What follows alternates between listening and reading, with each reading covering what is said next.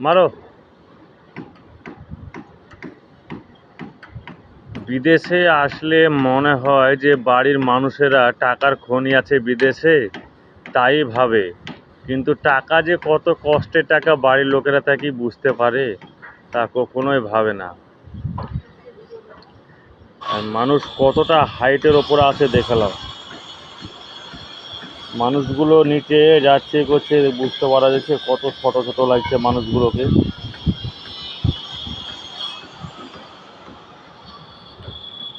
কতটা উপরে যাওয়া হচ্ছে।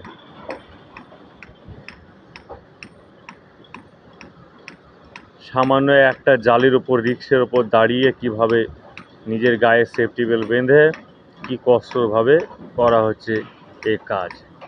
আর বাড়ির লোকজনরা ভাবে খালি টাকা টাকা টাকা, টাকা ছাড়া তারা কিছুই বোঝে না। বাইরে কি টাকার খনি আছে?